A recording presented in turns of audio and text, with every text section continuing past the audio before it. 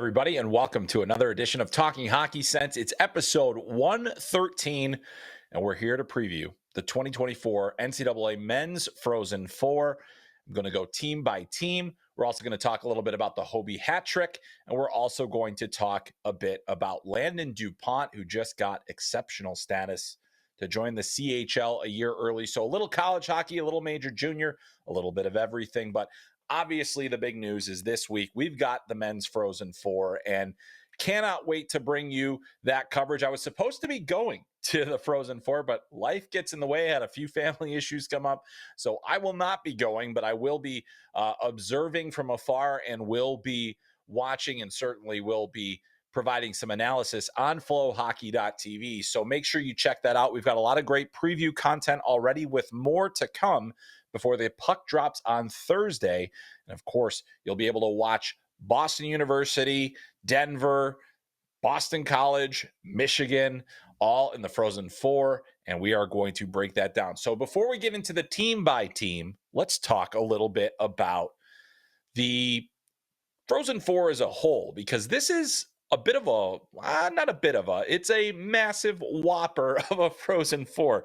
You've got 28 national titles among the four teams that are playing right now. You've got, the top four teams in raw goals scored and goals for per game. Denver is averaging 4.7, which is number one in the country. BC 4.6 right behind them. And BU and Michigan both averaging 4.2 goals per game. Offense. That is going to be there. You've also got two of the best teams when it comes to goal prevention. Boston College is the tops among teams in the Frozen Four with 2.2 goals against per game. And Boston University has 2.4 goals against per game. The other two a little bit further down, but we're expecting there to be a fair amount of goals in these games involving these teams. You've also got two of the top draft prospects still in college hockey, with Macklin Celebrini from Boston University, Zeev Buium from the University of Denver. We're talking about some potential superstar players, and you look at the numbers that they are putting up, particularly Celebrini, 64 points, and then you've got 49 points for Zeev Buium, which is you think back to Quinn Hughes and how good he was as a college freshman, and Buium's numbers have dwarfed Quinn Hughes's numbers as well.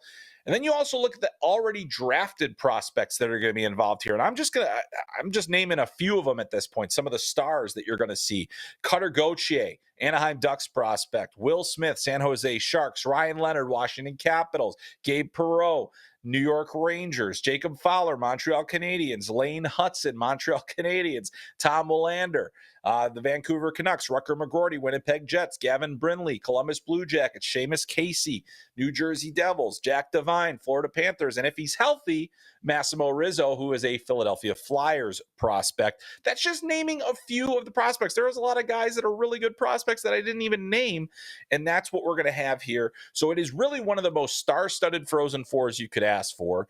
It is a tremendous amount of talent, skill, the quality of college hockey, a lot of true freshmen that are making a big impact. You've got Macklin Celebrini, the youngest player in college hockey at 17 years old, being a massive contributor on one of the top teams. I mean, you really could not have asked for a more entertaining field. And then you even look at the coaches that we have in this as well. Lots of guys that have, been behind NHL benches, like Jay Pandolfo and Greg Brown from BU and BC respectively. David Carl, who has already won a national championship. And then Brandon Naurato, who has brought Michigan back to the Frozen Four, perhaps unexpectedly. I don't think a lot of people thought that this Michigan team was going to be able to deal with the losses that they had from last season and still be able to compete, yet here they are. So it is really a remarkable field. It is going to be a lot of fun. The games start on Thursday, and then the championship game will be on Saturday. Sandwiched in between those two will be the Hobey Baker announcement. We'll talk about that after we talk about each of these teams. But I am telling you right now, this is going to be one of the absolute must-see Frozen Fours. It is really exciting, outstanding, and I will be watching. Wish I could be there in St. Paul with everybody. I know there's a lot of great people covering it on site, so make sure you are staying tuned to all the great coverage you can find, but we'll also have plenty for you at FloHockey.tv.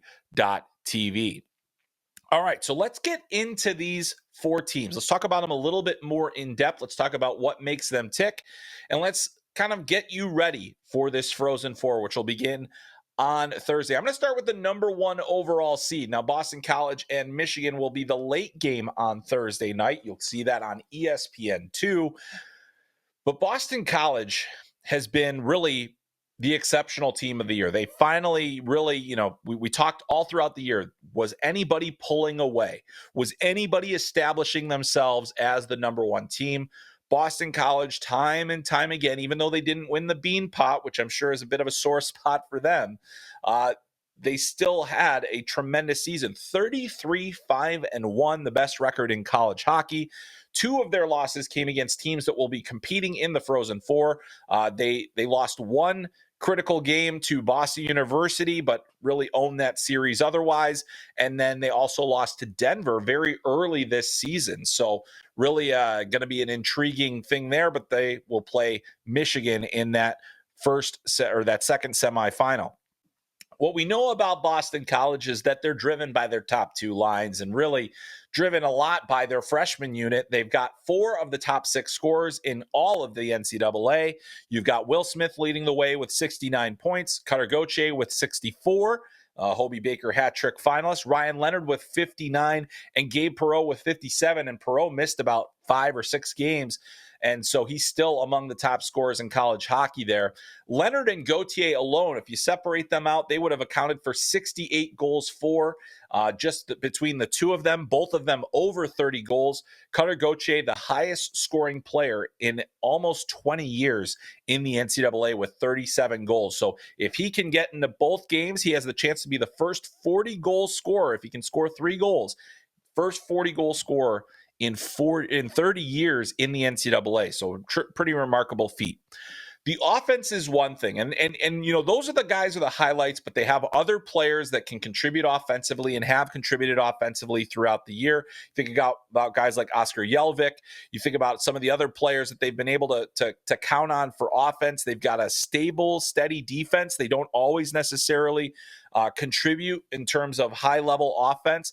Eamon Powell is their top scoring defenseman with 38 points, averaging a point per game. But you look at that secondary scoring. You got Jelvik, you've got Andre Gassot, Jack Malone, who scored some really big goals for BC towards the end of the season.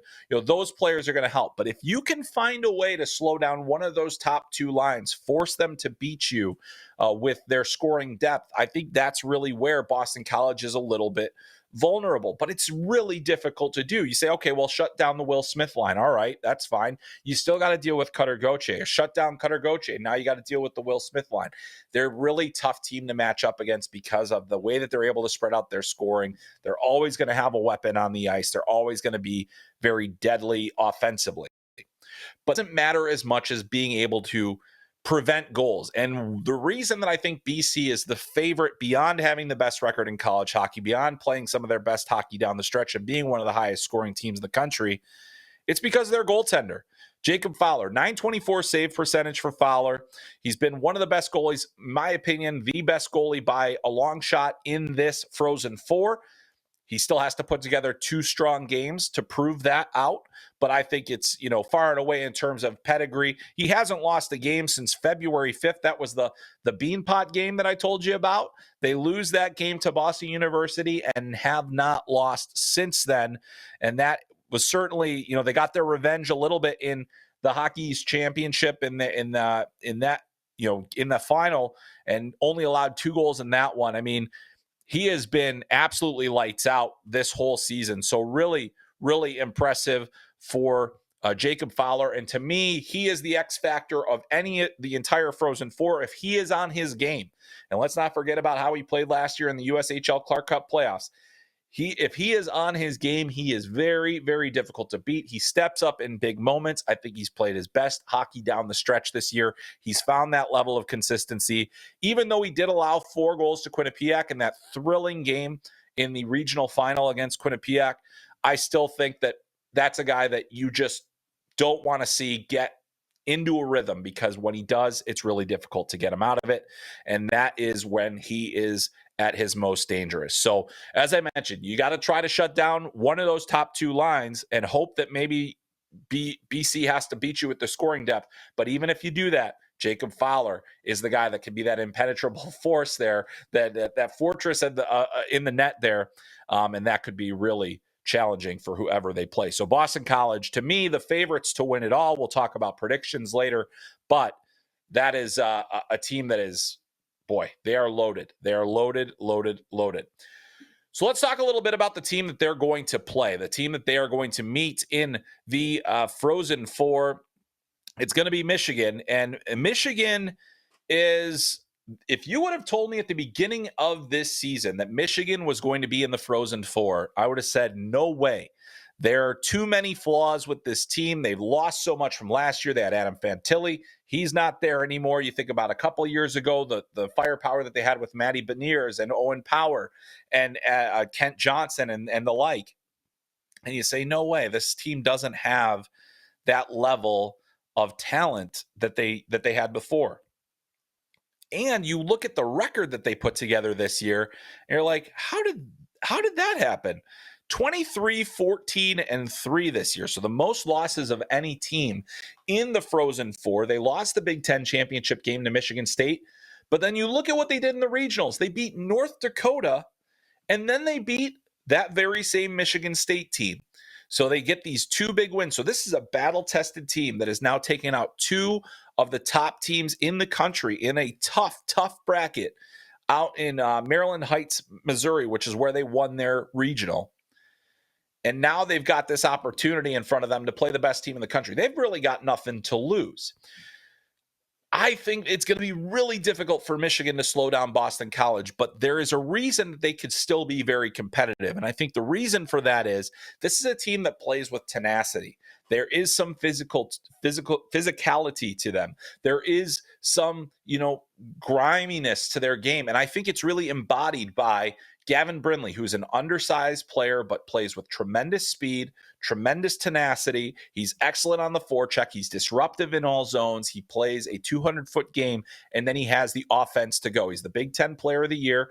I think a lot of people were surprised that he wasn't part of the Hobie hat trick, or the Hobie top 10. And, you're looking at him and saying, whoa, this guy is big time. And I think he could be a very big difference maker in the series. We saw the incredible play that Frank Nazer made, the Chicago Blackhawks draft pick. He has come alive a little bit in some of these games here.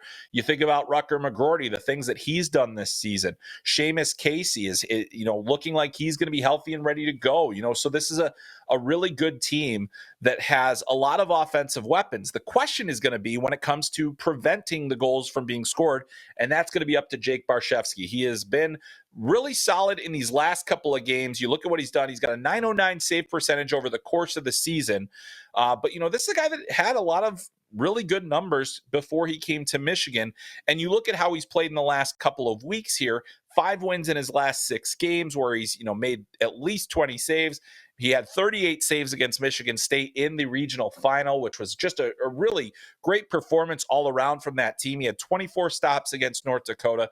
So you take that confidence with you into this next game, and all of a sudden you're saying, okay, well, we got a chance. The question I have is, will the defense hold up? This is a team that's got they're a little bit smaller on the back end. They're a little more mobile. They've got some guys that can make plays, but when it comes to defending, you're leaning heavily on Jacob Truscott. You're leaning heavily on some of, your more senior players to get things done. But this is a team where if you do shut down their top line, if you can find a way to shut down their top line, you feel a little bit more comfortable, even though they have a number of 40-point scorers on their roster, and they have guys like Dylan Duke, and they have, TJ Hughes, who can be a troubling player for a lot of teams in terms of how they're contained. It's not as dangerous, say, as what BC is throwing out there. So I don't think this is a team that has the personnel to slow down that BC team in the same way, and which is why I think it's going to be very tricky for them to make it through. But they've got that confidence. They've got, they played a grittier game against a North Dakota team that played with a lot of speed and skill. They managed to be a little bit, sometimes even the more physical team. You saw the same thing. You go in head-to-head with Michigan State, which I thought was a more complete team than what Michigan had, but then the Stars take over, and they have guys that can take over the game, and that's going to be a real important thing for them going forward. I mean, you look at Brindley, 53 points this year, McGroarty 52 in 4 fewer games than Brindley, Dylan Duke with 49, TJ Hughes 48 points, Seamus Casey 45, Frank Nazer with 41 points. So they've got a number of point per game players on their team. Don't take them lightly, but I do think that they have an uphill climb against Boston College. It's just not the best matchup for them.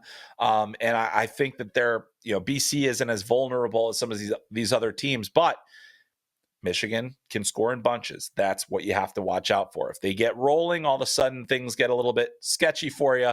But I think, if Jake Barshevsky plays similarly to how he did against Michigan State, they have a chance. They absolutely have a chance. I don't think it's a good one, but they have a chance. All right, let's move on to Denver. And Denver is now just 2 years removed from a national title under David Carl. He's been to the Frozen Four 3 of his 6 years behind the bench for the Pioneers. A very, very well-coached team. A guy that I think is on a lot of NHL radars. He just won the gold medal with Team USA at the World Juniors in the winter. We have a great feature on David and all the things that he's overcome in his career before he led Team USA, and now he's back in the Frozen Four. So DU is certainly a team that you don't want to mess with. But they are coming into this game 39-3, 30 wins, 9 losses, and 3 ties in the national standings. The big question coming into the Frozen Four is, will Massimo Rizzo be healthy enough to play? It's been about 2 months now where he has not been able to play, and that is a guy that if you have him in your lineup, he changes the dynamic of your offense. He's been one of the top scorers for them all season long, when he was healthy. And to lose him, you start seeing, okay, well, that puts a few cracks in their ability to score. It puts a few cracks in their ability to handle what's coming to them. And this is a guy that was part of that national championship team just a couple of years ago and can play a pretty significant role. But what I like about Denver is even without him, they've still managed to win. They just continue to win. I believe they've only lost 1 time since Rizzo was out of the lineup. And they've had a lot of tough, tight games more recently. They had overtime against St. Cloud. They had double overtime against Massachusetts, and the St. Cloud one is back in the NCHC Frozen Faceoff. And then they had a 2-1 win over Cornell, which was a really hard-fought game where they had to find a way to score. The thing that I love about Denver versus some of the other teams is that they do have spread out scoring. They do have scoring depth. They have, if you can shut down Jack Devine, who hasn't scored a goal in his last 5 games, well, you still got to worry about Zeev Buium. You still got to worry about Tristan Brose. You still got to worry about Mikko Matica. You still got to worry about McCade Webster. I mean, there are so many different players on this team that can hurt you. They have a lot of 30-point scores, a lot of guys above 20 points as well. They have a number of freshmen. I mean, so many players in double-digit goals this year as well. You even go all the way down to Sammy Harris, who is a freshman, 14 goals this season with 21 points. I mean, they have a number of weapons that are difficult to slow down. On top of that, their goaltender, Matt Davis, is playing some of his best hockey. He was lights out, and when you are winning games 2-1, you obviously are having a great goaltending performance. Davis made 46 saves against UMass in that double overtime win, 92 minutes and 30 seconds basically that he had to play, 92 and a half minutes. And then in the next game, he had 24 stops, allowed just 1 goal, and really held Cornell at bay at the end of that game on top of it. So Matt Davis, if you get the goaltending performance out of him, that's big. If you are able to get Massimo Rizzo in, you're getting a guy with high-end hockey sense, elite vision, great playmaking ability, high skill, more dangerous. And so that's really troubling, if you are Boston University, if they get that senior leader or that junior leadership back. And then you've got Jack Devine, who has been held off the score sheet in terms of goals in the last 5 games. Well, he has 27 over the course of the season. And really, it's only been recently where he wasn't finding the back of the net. But the guy that I think will really be zeroed in on, and the guy that I think can really drive play for them, is Zeev Buium.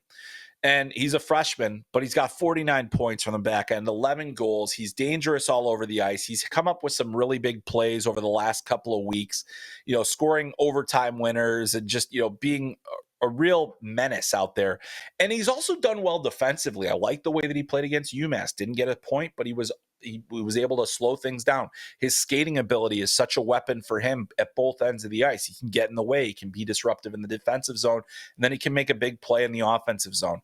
He's done this time and time again where he's just found ways to impact the game, and I think that'll be the case going forward. On top of that, his older brother, Shai Buium, who's been overshadowed quite a bit by his younger brother, is the second leading scoring defenseman on Denver, and he has 35 points this season as a junior. He's a 6'4", 210-pound defenseman, and he has made an impact. I thought he played some of his best games that I've seen him play personally since in those games against UMass and Cornell. Defensively, he was on top of his game, and when he is, that makes him tougher to play against. So Denver is a team that will beat you with the entire team. They will be able to, get everybody engaged. Everybody's going to be playing significant shifts. You got guys like Sean Behrens and Aiden Thompson and guys that have been through a couple of deep postseason runs that are going to make a difference. And then you've got those young guys that I mentioned, like Harris, Matica, Buium. And so it's going to be a real challenge for them to get through a BU team that I think has really good depth and maybe the best D-core of any of the teams in terms of how they defend. But Denver is the top scoring team in the country for a reason. They have so many guys that can score goals when you need them, and they did it in the regionals. So I think these are going to be tight games. BU is going to be the best team that they've played in the last few weeks here by a significant margin, in my personal opinion, and that is going to make things really interesting in this game. I love this matchup on paper. I think it's going to be a lot of fun to watch. Denver is an incredibly well-coached, incredibly disciplined, and as we saw in the two regional games, when they need to be, they can shut it down a little bit. So that's what we're going to see. If they could shut down the BU offense, if they can contain Celebrini, if they can contain Lane Hudson, they're going to have a chance. But that's a tall task. So let's get to the Boston University Terriers as well. And the Terriers come into this thing. They've had their ups, they've had their downs. They lost they beat Boston College in the Bean Pot semifinal, lost the Bean Pot final. But really, I think that we've seen them kind of come into their own over the last couple of weeks here, and really play some great hockey overall. And we saw it certainly in the regionals where they were a very difficult team to play against. I think that was part. You look at guys like Tom Willander getting into the mix. You see, Macklin Celebrini. Okay, well, we're going to shut him down. Is that going to be enough?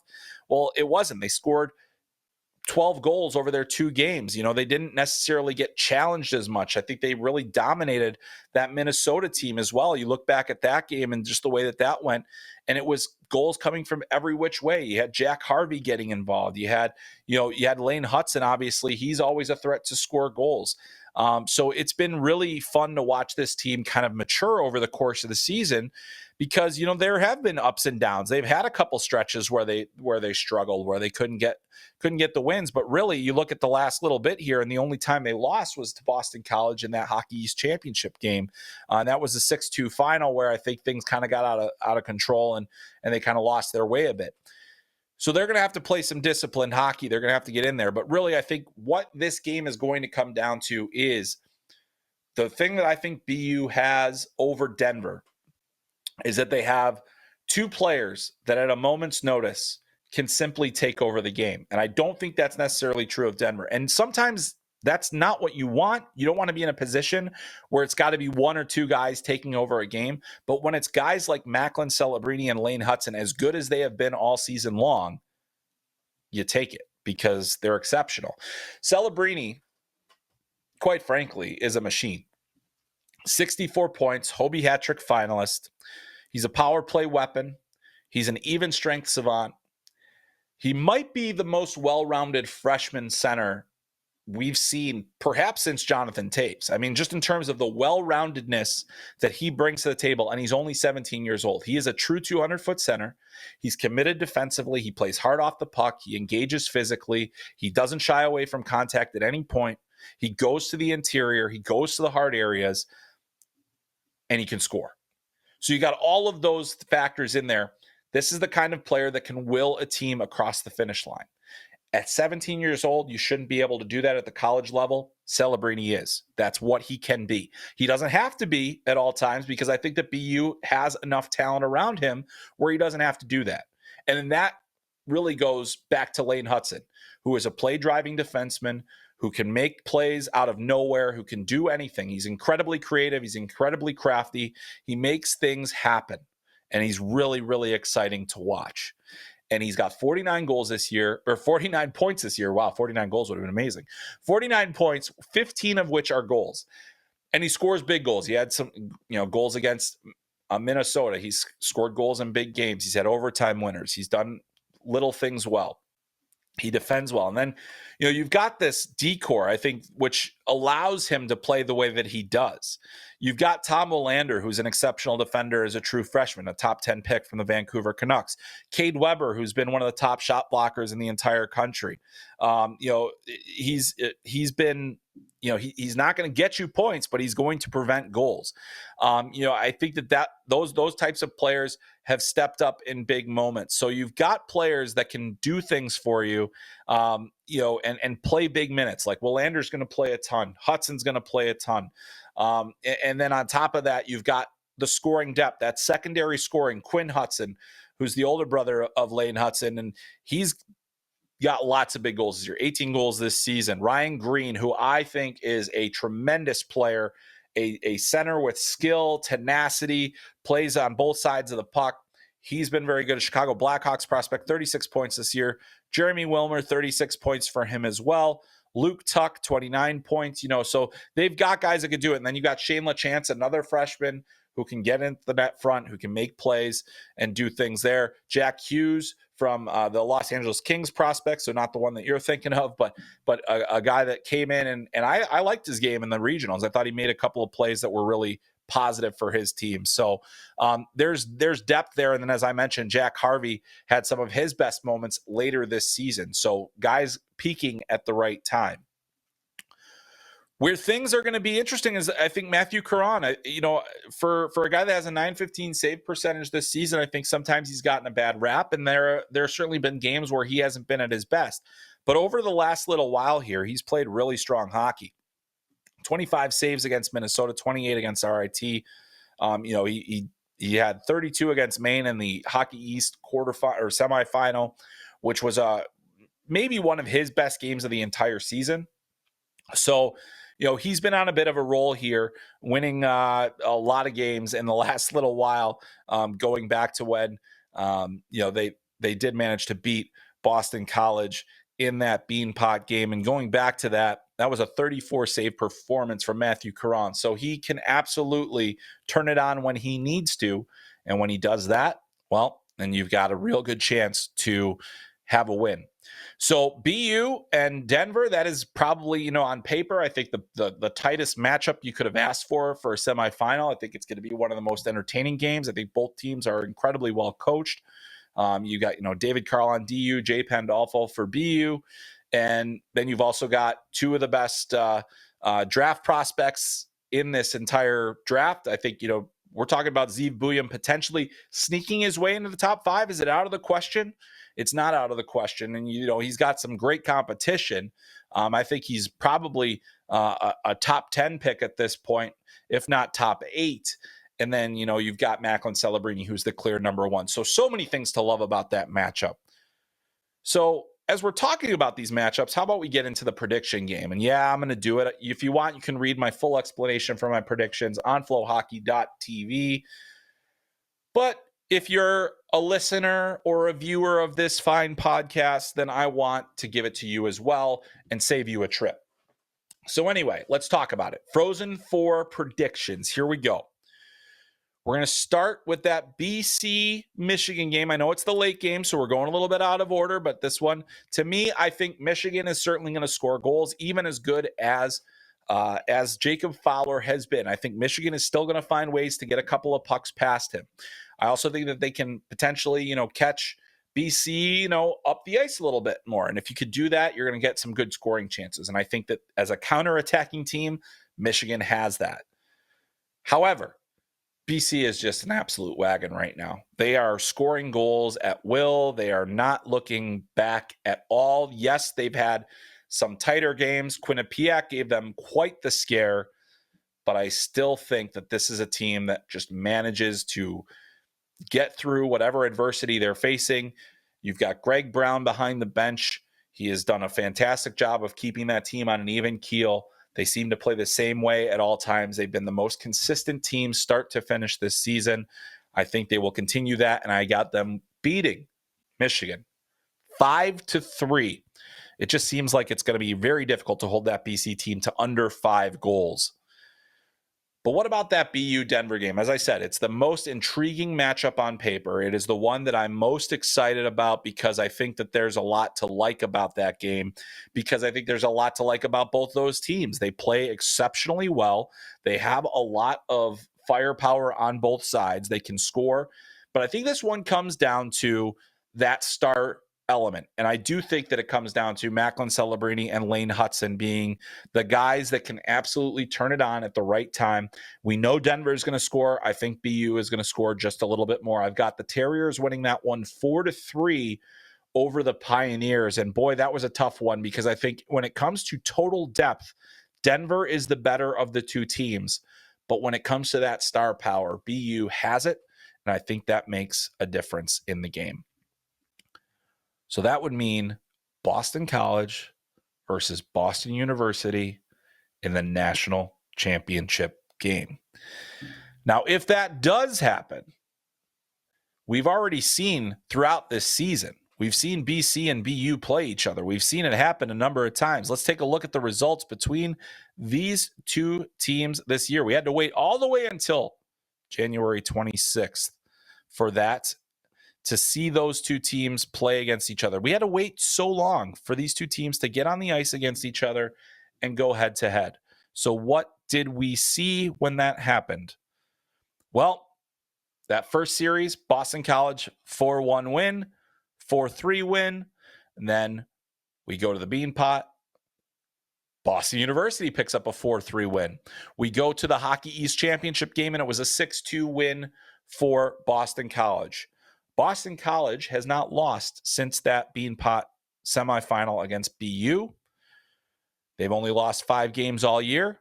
Yes, one of them was to BU, but I think that they are going to continue on the trend. They're 3-1 against the Terriers this year. I think it'll go 4-1, and I believe that Boston College will go win the national championship with a 4-2 final. So that's what I got for you. 4-2 final, BC over BU. Eagles, congratulations on your national championship. We'll see how that all plays out. We'll have to wait and see. Again, the national championship game is on Saturday night, April 13th in St. Paul. All right. Hopefully I didn't lose half of, or, 3/4 of you with those predictions, but we're going to move on to the Hobie hat trick thoughts. And this is where we'll know for sure on Friday. And it is a tight race. Let's face it. It's a tight race. I think, you can ask a lot of different people who should be the Hobey Baker winner, and you might get some different opinions. You can make arguments for these players. The Hobie hat trick, however, is, if you didn't know, Jackson Blake from the University of North Dakota, Macklin Celebrini from Boston University, and Cutter Gauthier from Boston College. No Will Smith, the NCAA's leading scorer, not part of the Hobie hat trick. Highly controversial. I certainly thought that Will Smith should have been in that mix. I think especially how he played down the stretch and having a 9-point tournament or semifinal and final between those two games in the Hockey East. I thought that would solidify him as a Hobie hat trick finalist. Didn't happen that way. But I do think this is going to come down to Celebrini and Gauthier. They are tied for second leading scorers in the country, 64 points each of them. The interesting dynamic there is that, obviously Celebrini is the younger of the two players, younger by 2 years, and played in 2 fewer games. So he has a higher points per game average. Only Will Smith has a better points per game average than Celebrini, who has a 1.73, which is very similar to Jack Eichel's. It's a little bit behind Jack Eichel's and a little bit behind Adam Fantilli's from their own Hobey Baker winning seasons. Of course, Celebrini still has games to play. I think with Jackson Blake not being in the national final, the vote was already tallied up after the regionals. But either way, I think that Jackson Blake, not being part of that will certainly, probably move him out. He was fourth in the country with 60 points behind both Gauthier and Celebrini. Now, Celebrini has 32 goals. Gauthier has 37. Gauthier also has the year of seniority.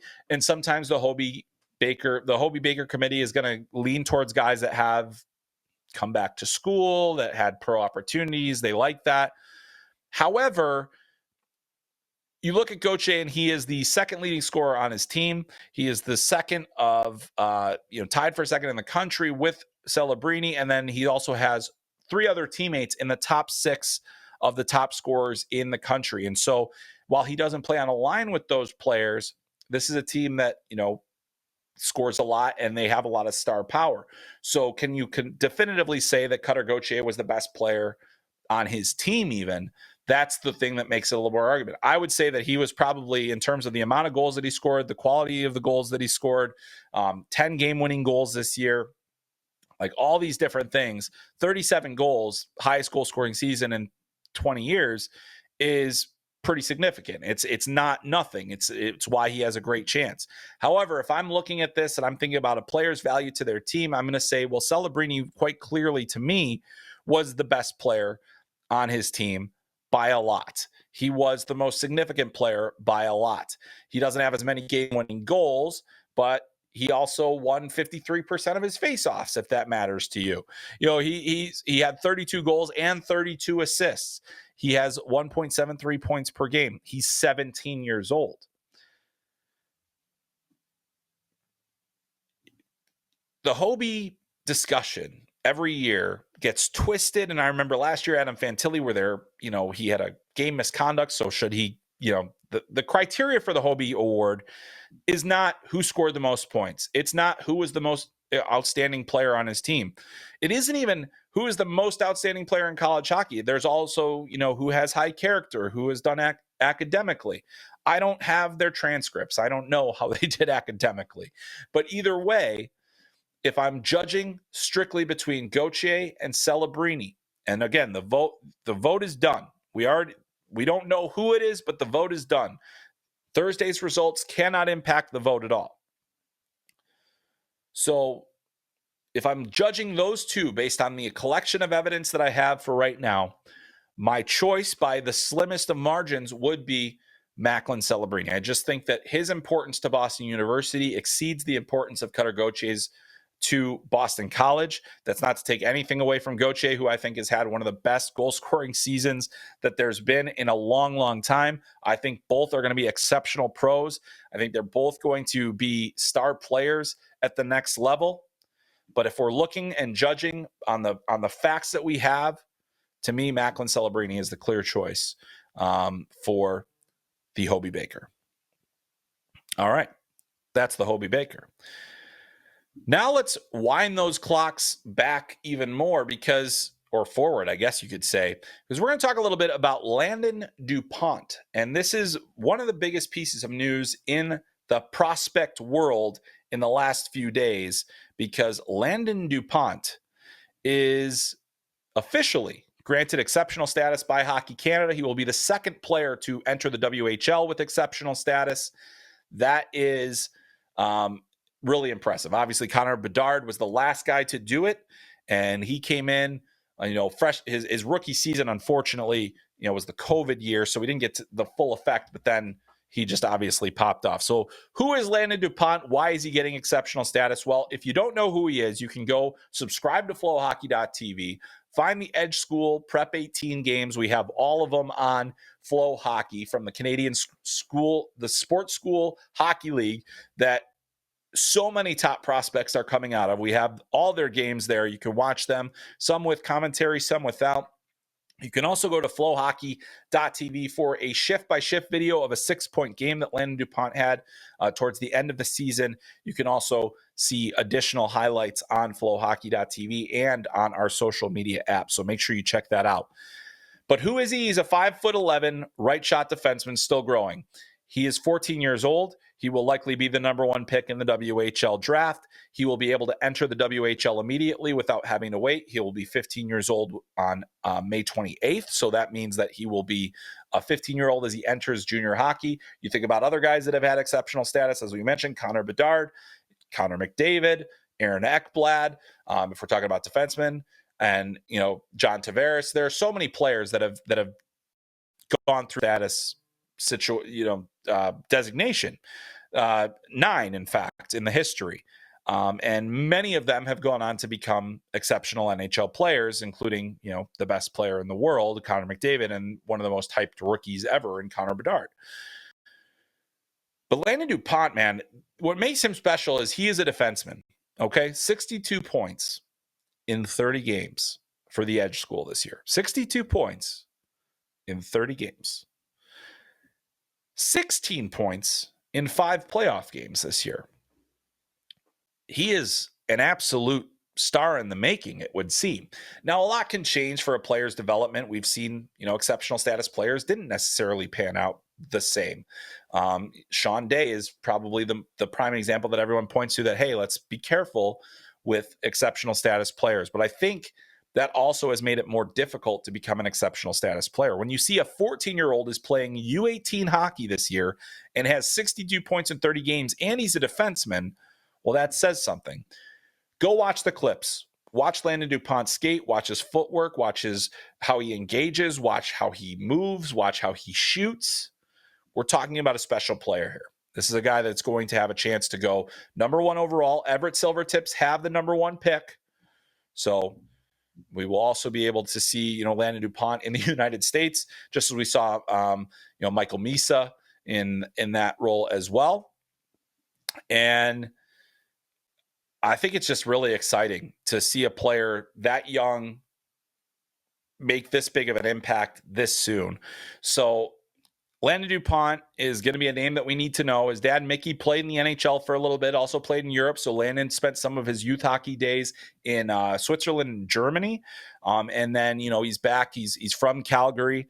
And, I mean, the skill on this guy is incredible. And how about this? We're not going to be talking about him for the NHL draft until 2027, which seems really far away. It's only 3 years away. These things go a little quickly. But, boy, I cannot wait to see what he turns out to be.